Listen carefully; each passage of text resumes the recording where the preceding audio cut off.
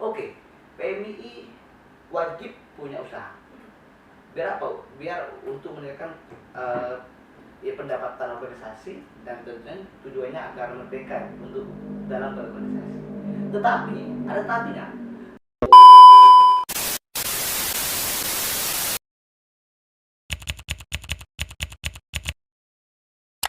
Assalamualaikum warahmatullahi wabarakatuh. Selamat malam dan juga salam sejahtera bagi kita semua. Salam persahabatan dan juga salam pergerakan untuk seluruh penonton ya nantinya yang akan menonton. Jumpa lagi kali ini di podcast PCPMI Kabupaten Tuban.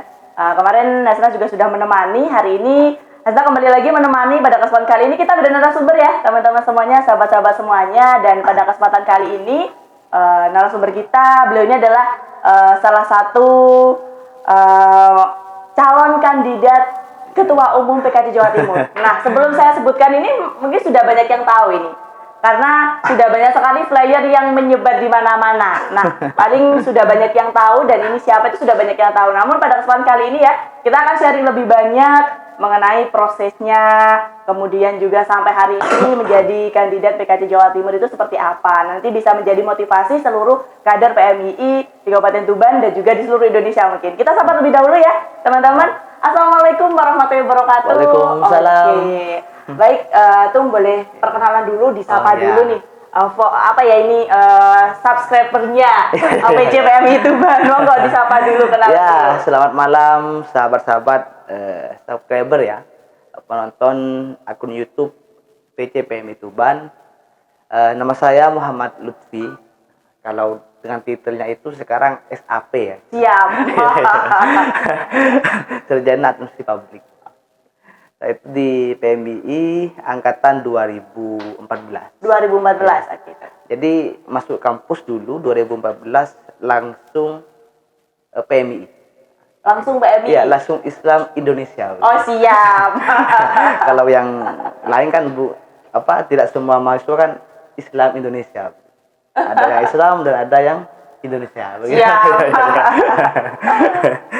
Panggilannya berarti Tung Lutfi katanya. Ya, Oke, siap. Berarti boleh disampaikan itu mengenai sebelum kita bertanya lebih jauh mengenai mungkin boleh disampaikan dari mana, kemudian alamat rumahnya mana, boleh sedikit spoiler data dirinya lah, Tung lah. Ya, saya itu lahir di bisa dikatakan kepulauan kecil di Indonesia kan, di Pulau Madura kita. Lahir di desa, bukan di kota tapi di desa, di pulau terus di desa. Bisa dibayangkan itu seperti apa seremnya kan. Lahir di desa namanya Larangan Badung, Kecamatan Pelengahan di Kabupaten Pamekasan.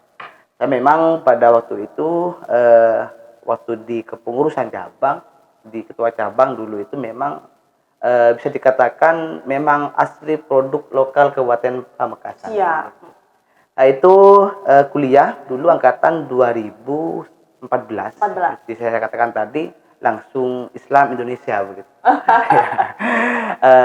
Saya masuk Fakultas Ilmu Administrasi dan alhamdulillah sudah selesai studinya meskipun agak molor kan begitu.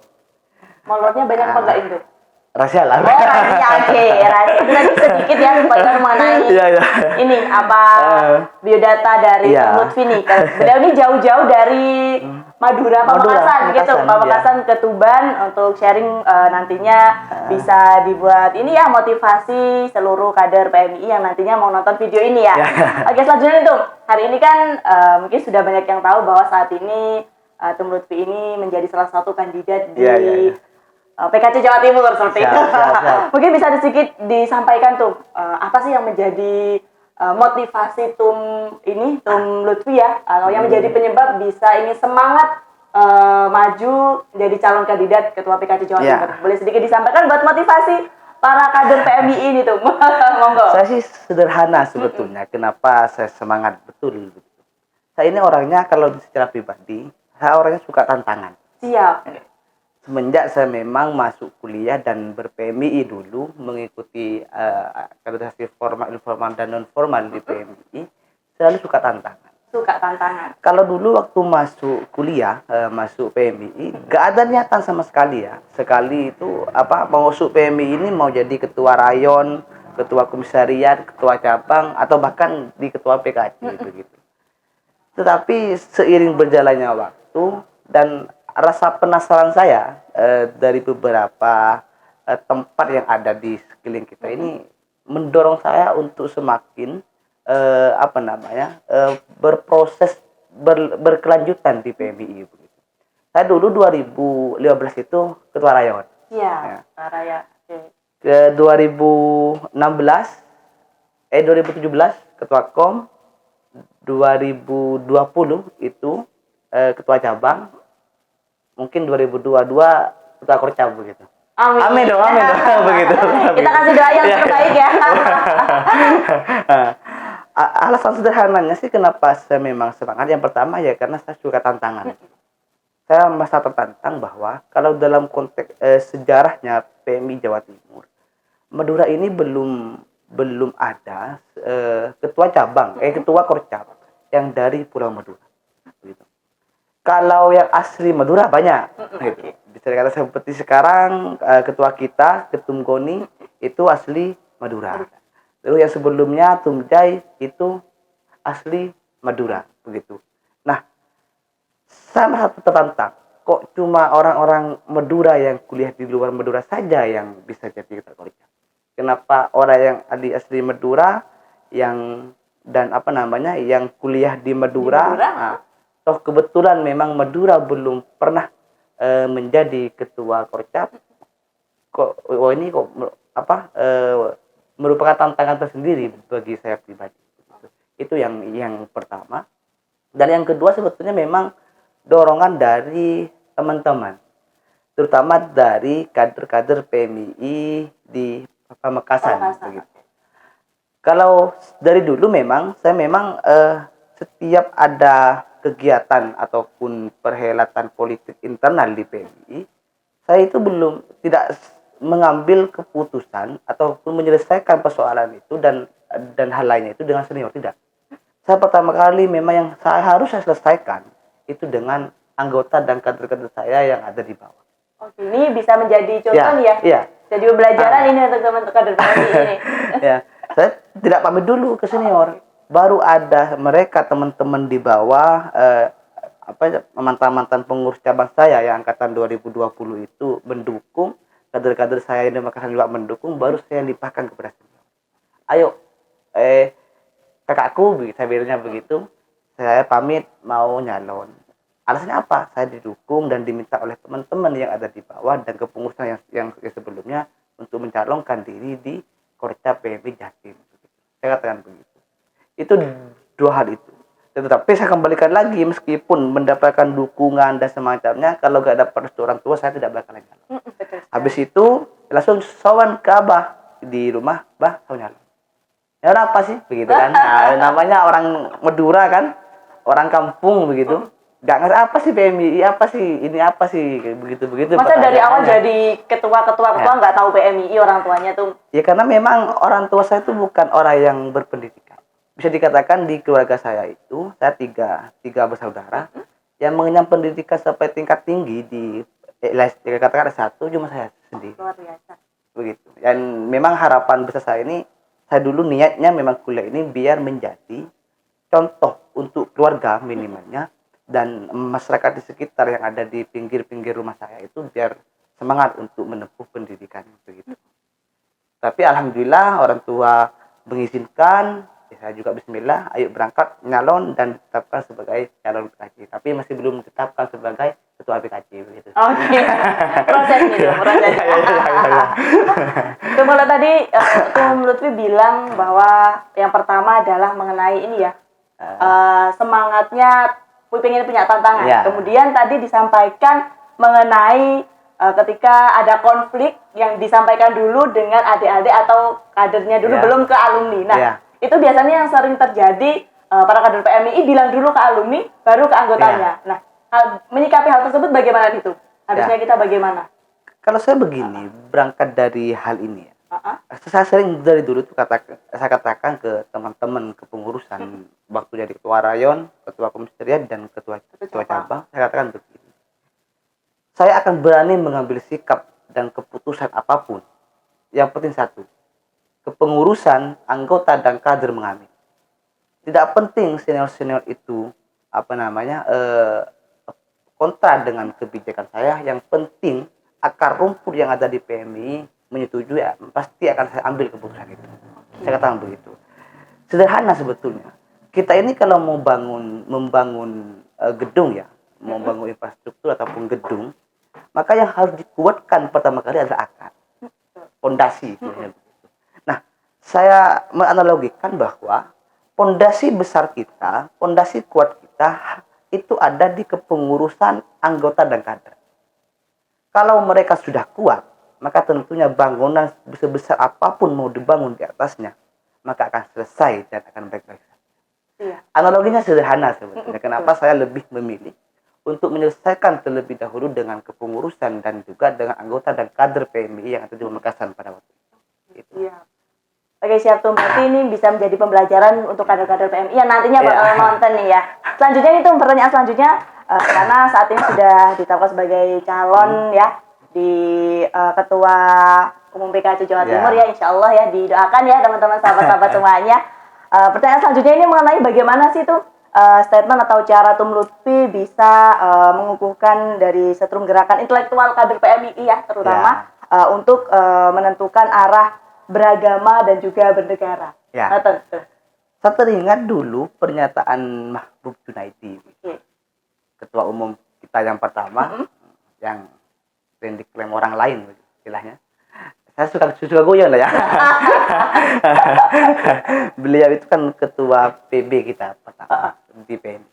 Beliau mengatakan begini, kalau mau sukses organisasinya, sederhananya begini. Kalau mau sukses organisasinya, maka satu, apa? Harus ada nilai kesatuan di dalam tubuh organisasi. Nilai kesatuan apa? Nilai kesatuan misi, visi, gerakan, dan lain-lainnya. Semuanya harus satu. Satu tujuan, mulai dari tatanan yang paling atas, menengah sampai yang paling bawah. Harus ada nilai kesatuan. Namun, pertanyaannya, bagaimana caranya? Yang sering blunder kan di situ. Kita kita ketika sering mendengar beberapa kutipan-kutipan dari beberapa tokoh, mungkin kita mengamini. Tetapi terkadang kita terjebak, kita nggak paham bagaimana caranya. Nah, makanya saya dulu itu pernah baca buku juga lah, kita kan begitu kan. Saya dulu teringat juga bukunya Emil Durkheim itu yang berbicara terkait persoalan solidaritasnya begitu. Bahwa nilai kesatuan ini harus dibangun dengan cara mempererat solidaritas yang ada di tatanan tubuh organisasi itu sendiri. Nah, terkait pertanyaan yang disampaikan tadi, bagaimana caranya begitu? Maka tentu cara utama yang ingin saya lakukan adalah bagaimana visi dan misi dan bahkan tujuan dari PMI Jawa Timur pada masa yang sekarang itu harus sama, harus tersentral melalui Ketua PKC PMI Jawa Timur. Dengan cara apa? Solidaritasnya ayo kita bangun terlebih dahulu. Bagaimana cara membangun solidaritas? Disebutkan oleh Durkheim kan, ada solidaritas mekanik, ada solidaritas satunya itu solidaritas mekanik dan juga solidaritas organik, istilahnya begitu di bukunya Durkheim. Bagaimana? Bisa dengan cara profesionalisme dari kepengurusan, ketua tugasnya ini, sekretaris tugasnya ini, bendahara tugasnya ini, wakil 1, 2, 3 tugasnya ini. Ini merupakan cara untuk mensolidkan kepengurusan. Atau bahkan bisa menggunakan solidaritas yang satunya apa? Yaitu menggunakan pendekatan emosional tanpa adanya tugas-tugas organisasi.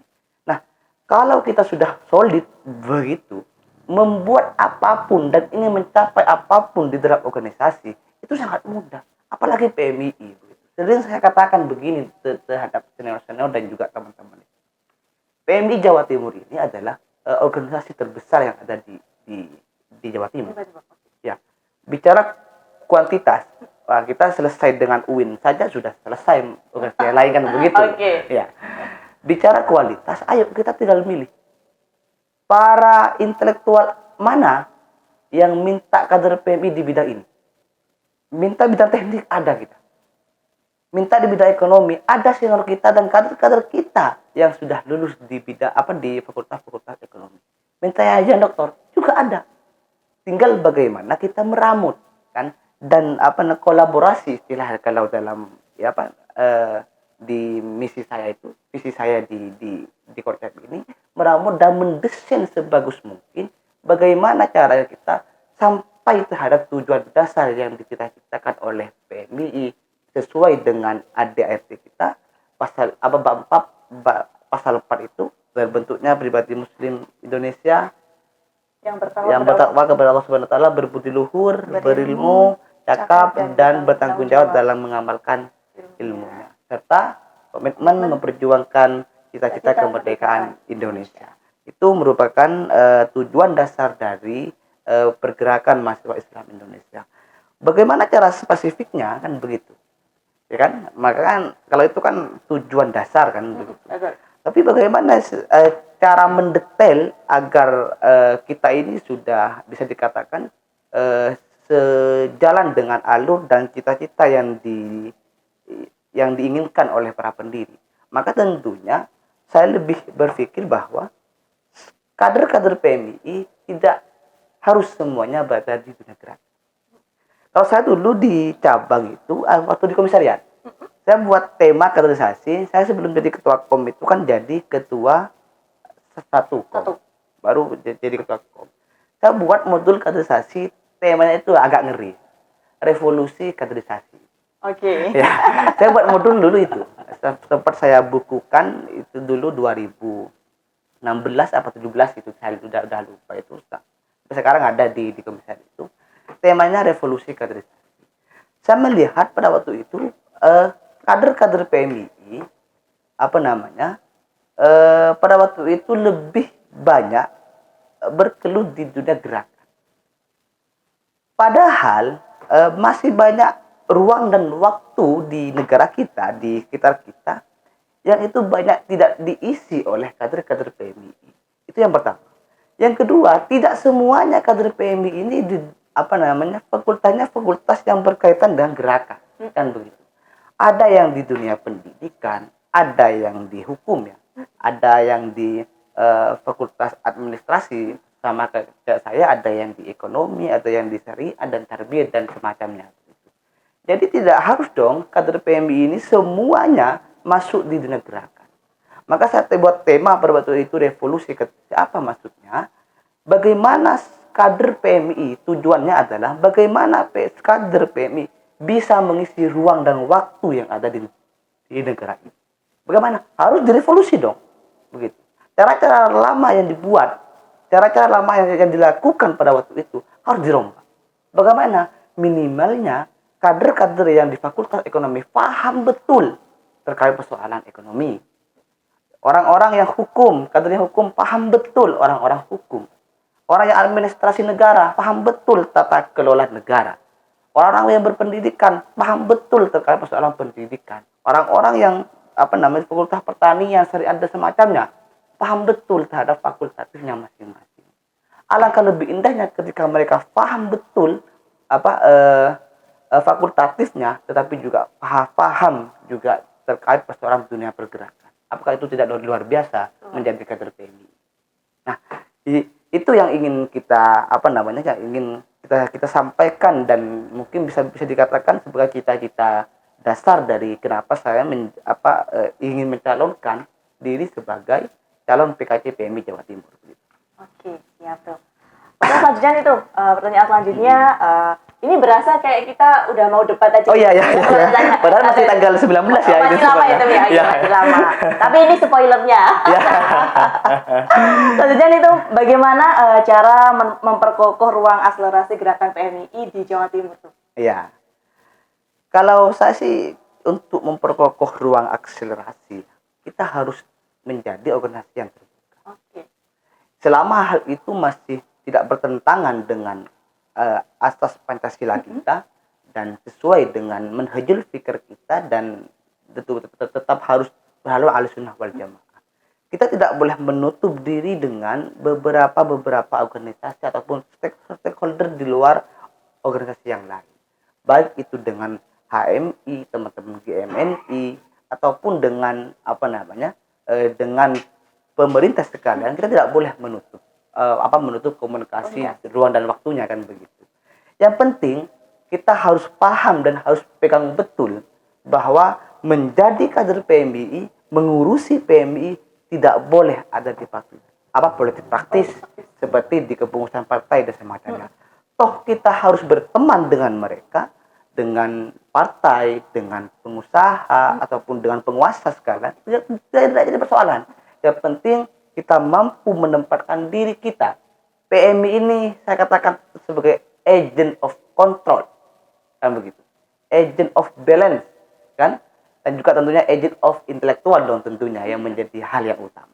Kalau kita tertutup dengan beberapa stakeholder baik itu dengan pemerintahan, dengan partai, dengan dengan organisasi lain, maka tentunya kita tidak bisa memperkuat diri, kan begitu. Tetapi ingat, pesan saya, meskipun kita dekat dengan mereka, bukan berarti kita tidak boleh mengkritik terhadap pemerintah yang ada di Jawa Timur. Terkait persoalan bagaimana cara mengkritiknya, kita jelaskan nanti pada waktu debat. Oh gitu. Siap, jadi ini hanya spoilernya aja ya. Nanti kalau kita jelaskan di sini, kita malah ini si Lutfi ini begini, kan begitu kan. Di sini ya. Jadi ini hanya sedikit spoiler aja ya. Iya. Sedikit aja. Saya muntahkan sedikit aja dulu begitu. Supaya lebih dekat nih. Iya. Terkait komunikasi kan banyak kan, apalagi bicara paradigma kritis tentang PMI kan. Okay. Persoalan kan kalau bagi saya itu sering saya katakan dulu pada waktu kongres itu dengan pengurus PKC yang satu forum dengan PC PMI Makassar, kita itu ngomong paradigma kritis transformasi paradigma PMI. Perjelas lebih dahulu. Apanya yang mau diperjelas? Pendekatan teori yang mana yang mau dipakai oleh PMI? Saya katakan begitu. Ya kan, kalau kita pakai Habermas itu sudah lengkap kan? Kalau kita pakai poin Habermas terkait persoalan paradigma kritis itu apa kata Habermas, bahwa kritik itu harus sudah bermuatan dengan solusi. Yang menjadi persoalan selama ini di PMI kan terkait persoalan istilah paradigma apa yang mau digunakan, kan begitu. Tapi tidak pernah mencoba menggali sedalam mungkin pendekatan teori yang mana yang mau dipakai di dalam paradigma PMI itu sendiri. Kan begitu. Sehingga banyak cara di dalamnya. Kalau kita mau pakai yang punya Habermas, maka caranya begini, kan begitu. Kalau kita mau pakai yang ala-ala timur, maka caranya begini. Iya. Kan begini aja ya itu. Ya, begini dulu nanti kita jelaskan. Begininya nanti dijelaskan di sana ya. Oke, terus selanjutnya nih toh. Selanjutnya ini pertanyaan bagaimana penguatan ekonomi kreatif nih toh. Nah, guna menciptakan kemandirian organisasi terutama di PMII. Ya. Oh gitu. Itu menjadi misi saya dari waktu di cabang PC PMI Makassar. Sampai saat ini tetap saya bawa misi itu. Kalau saya sederhana, kenapa kita harus mandiri di dalam ekonomi? Kita tidak bicara Indonesia ya, tapi bicara PMII begitu. Agar satu, kenapa? Kita bisa merdeka, kita bisa memutuskan sesuatu, ya, memberikan kebijakan, tidak terkekang oleh banyak kepentingan yang ada di luar kepengurusan PMI. Itu target saya. Dan itu juga menjadi misi saya di poin-poin misi saya untuk pencalonan PKC ini. Caranya bagaimana? Saya berpikir begini dulu. Saya banyak diskusi terkait persoalan penguatan ekonomi di PMI dengan senior-senior lokal kita di Pamekasan. Karena kebetulan kalau kita di Pamekasan nggak ada senior yang sudah go Jawa Timur minimal. Ataupun nasional. Belum ada kita.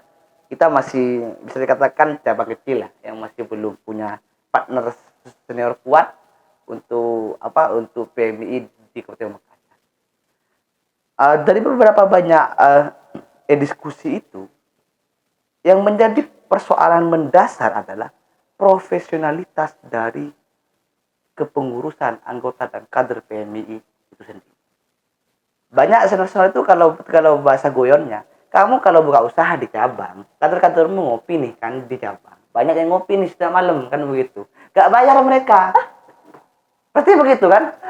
Dan saya rasa ini tidak hanya di Pamekasan kan. Saya juga kontak juga dengan teman-teman cabang berarti sama begitu. Memang profesionalitas kita di dunia kerja ini kita masih harus diperbaiki. Sehingga kalau kamu mau buka kalau buka usaha di PMI habis kalian gitu. Makanya dari beberapa masukan dan beberapa diskusi yang saya dapatkan pada waktu itu, saya punya rencana dan juga ini sudah kita bicarakan dengan beberapa kepengurusan pada waktu itu dan stakeholder yang ada di luar PMI bahwa oke, PMI wajib punya usaha. Biar apa? Biar untuk meningkatkan pendapatan organisasi dan tentunya tujuannya agar merdeka untuk dalam berorganisasi. Tetapi ada tapinya, bukan kepengurusan PMI yang mengelola. Ya begitu. Bagaimana? Nih cabang punya dana, ataupun kota punya dana nih, kan begitu. Kalian bentuk tim usaha, usahanya yang pekerja di usaha ini itu tidak melibatkan anggota dan kader aktif PMI, ngambil alumni. Kesannya bagaimana? Sistem gaji dong. Tidak diurus oleh kepengurusan aktif yang ada di PMI. Itu kalau kriteria dasarnya sih. Keinginan dasar kita di ekonomi kreatif untuk penguatan ekonomi PMI. Yang kedua, kita harus punya data muatan lokal istilahnya dan juga kekayaan lokal di masing-masing daerah di Jawa Timur. Saya nanya kemarin terhadap PKC PMI Jatim, data kita lengkap nggak? Data kader, terus data-data lokal di masing-masing daerah kabupaten yang ada di Jawa Timur yang ada PMI-nya. Wah, nggak ada kalau itu. Wah, ini yang harus diperbaiki terlebih dahulu. Biar apa? Biar kerangka ekonomi kreatif ini bisa kita buat dan kita desain dengan baik. Contohnya, Tuban potensinya apa sih? Kan saya kalau main ke cabang-cabang itu pasti nanya. Kalau seperti kemarin di Pasuruan, saya lihat di pinggir jalan itu banyak pohon mangga. Oh, ini kan menarik kalau kita buat usaha-usaha yang yang berbahan dari buah mangga. Saya nanya, di sini apa potensinya, Natum? Nanya ke cabang ini, di sini apa potensinya? Ini bagian dari cara saya menemukan dan membuat konsep ekonomi kreatif ini disesuaikan dengan lokal masing-masing cabang yang ada di bawah naungan PKC PMI Jawa Timur.